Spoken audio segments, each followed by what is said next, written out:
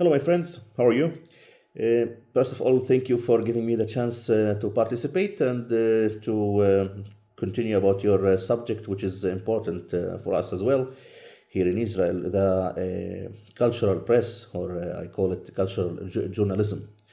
The situation here is not very far from what you know, also in your countries.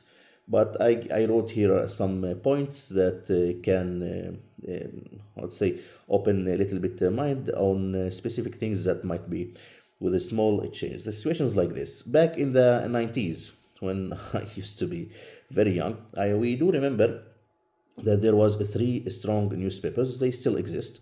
Mainly, those newspapers were responsible to cover the cultural press side.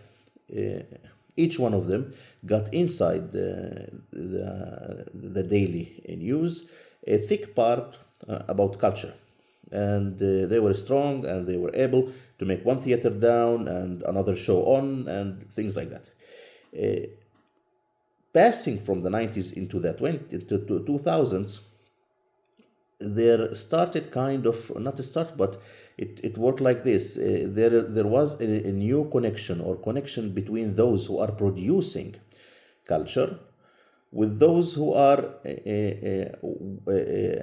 giving the appointments and giving the criticism on the cultural work.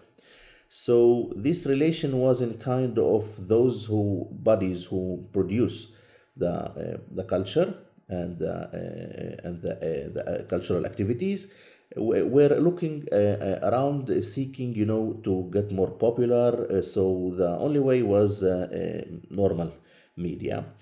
And in the pass from newspapers into digital media and websites and etc., like Ynet here today in Israel and Walla, this relation become so strong that the economical side covering this kind of cultural press is based on these producers. So they don't really, it's not very much objective. It's a big, huge mask on their face doing that. How to say, once a friend told me in this, in this issue, that to the risk of the risk back in history of writing a true cultural journalism was maximum to provoke somebody.